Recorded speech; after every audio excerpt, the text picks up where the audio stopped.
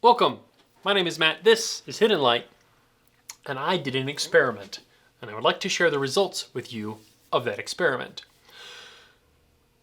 Fuji films have this thing where they're more blue-greeny, maybe blue-green sensitive, than they are for like red, orange, yellow.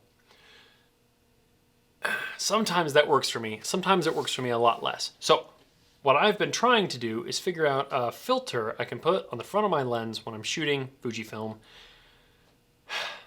to make it a little bit more warm, a little bit more balanced, a little bit less like blue-green. So I did this once already. We made a video about it. Find it over here. It was too far. It was too much. And so I did the experiment again with a less aggressive filter. This is an 812, which is a slight warming filter. Great for skin tones, actually maybe even a little far for skin tones, just looking through it like in the real world. So I stuck that on my Nikon F5 and I loaded up a roll of Fuji Superia 400, 36 exposures, which is a great film. It's inexpensive, it's easy to get your paws on, and it's like way less than Portra, right? My goal is to make Portra without having Portra or having to spend Portra money, because Kodak, bless them, can't keep up. So what I've got here is samples from 3 rolls that I shot like this, and all I would do is try to do 2 frames back to back as similarly as I could, one with and one without the filter. So what we'll do is we'll go through these kind of back and forth, and you can just see what happens when you put an 812 warming filter on Fuji Superia given a variety of lighting circumstances and subject matter. So here we go. Beautiful fall color. I'll let you guess which is which. So here's a picture, and there's another one. 1, 2. Which do you think has a warming filter on it? We'll wait. Just kidding, we won't wait. So here's Fuji, right? Classic blue-green, and honestly, like, pretty true to how this scene felt. But the yellows in some of the aspen feel a little more green than I want them to. Not necessarily more green than they looked, more green than I want them to. So here's with the warming filter.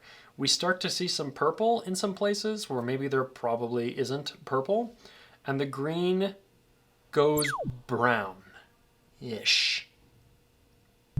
I'm not sure I love that, but the aspens mostly look warmer and better. The dirt goes from green, like a clear green tint, to less green, much more magenta. So in this scene, I'm not sure if it works. I could probably just take this and then in Photoshop or Lightroom ask my HSL sliders to move the yellows a little bit further towards yellow. But I don't know. This isn't all bad. I don't love the brown in the greens. That's not the direction I want that to go. But this green is maybe too green. I don't know. Okay, same thing again. Way more foreground, which means more white. So, white snow. Which is which? Can you tell the difference? Aside from me being an idiot and not being able to compose. I think this is without, and that is with. But not a huge difference. Like, there are some cases when it's a little bit more subtle, and I think this is one of them.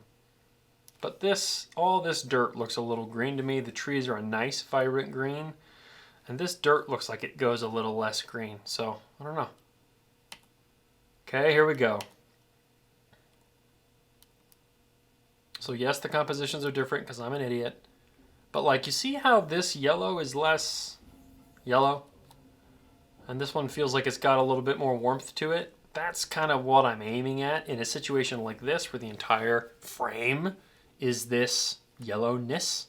And this is just too much green in it. It doesn't feel right. Okay? Big bad landscape. Here we go. 1, 2. Now that one's pretty apparent to me. I feel like looking at that, you can just tell.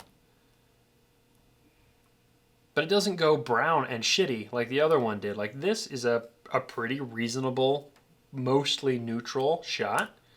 And this one is the Fuji greens. Like you can just, there's no warming filter on this. It's green as shit. It's not quite as green as the Matrix, but it's close. Clear green cast.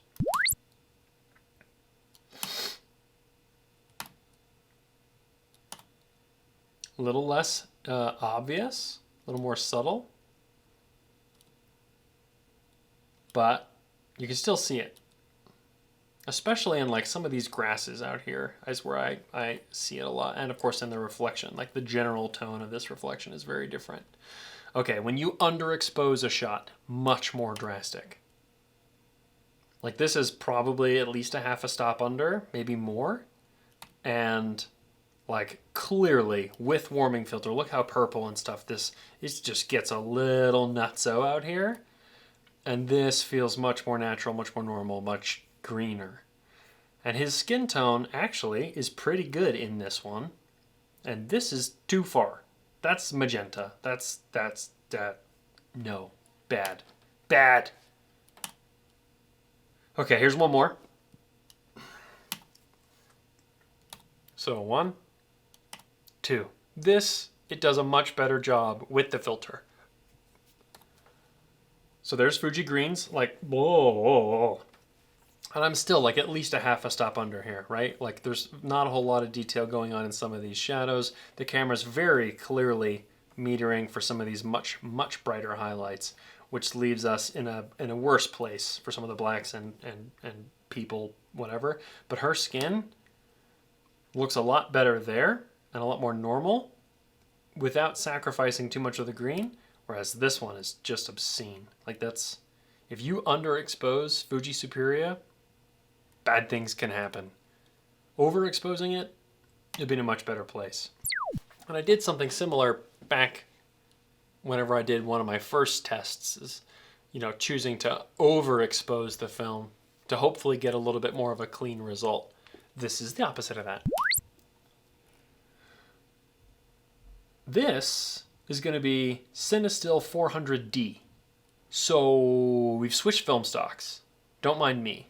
I had to see what it was like. Yeah, you never know, right? New film stock, my first roll, so I played a little. By and large, not an enormous difference. It doesn't, the film really doesn't care too much. Like, okay, without, with, but it's so subtle. Like, yes, there's more green there.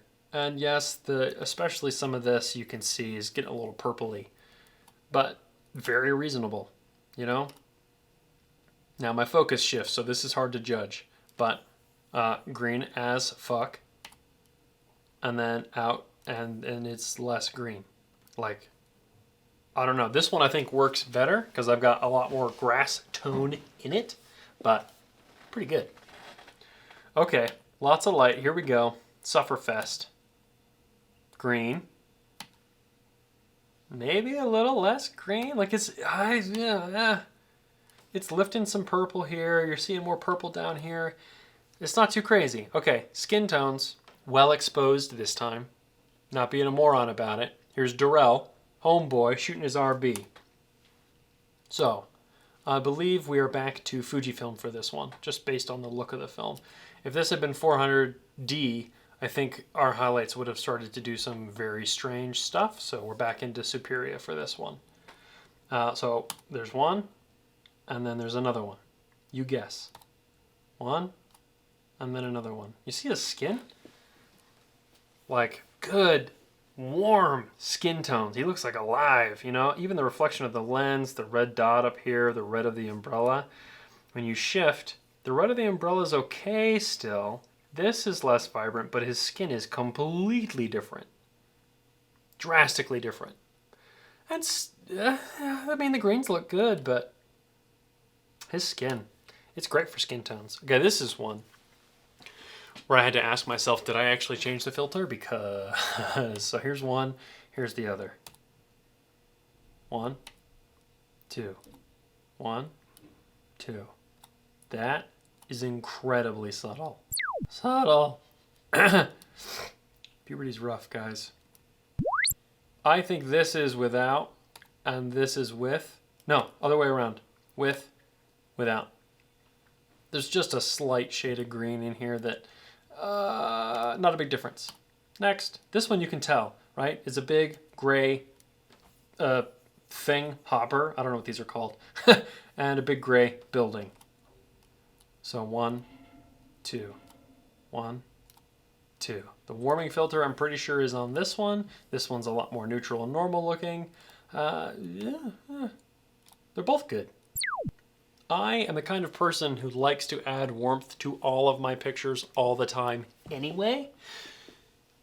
So a little bit of warming filter is not going to hurt me. 812 is the kind of filter that I would conceivably keep on a camera pretty much all the time unless I'm shooting Portra or gold.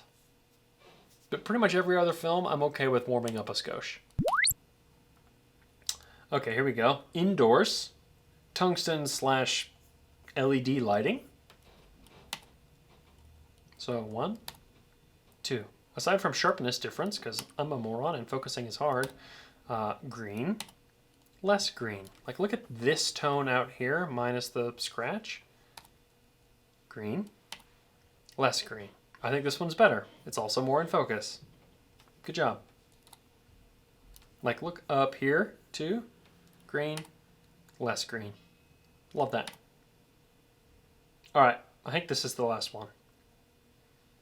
So still indoors, still Fuji Superia 400. There's 1, 2. So 1, 2. So green, way less green. And this is actually about the color these glasses are. They're not this sort of vile bile color. They're like a normal color like this, which looks really good. I do not know what happened all the way out here, but it's cool. So, what do we think? What do you think? Would you use an 812 filter on your Fuji Superia 400? Let me know in the comments down below because I am here for it. I like it. I like being able to choose whether or not my image is going to be psychotically green.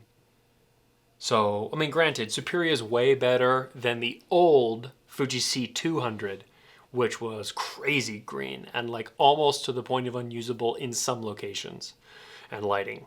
But Superia, it's not going to hurt you to use a little bit of a warming filter. 812 filters are cheap. They're easy to come by. It seems like nobody uses them anymore. Yeah,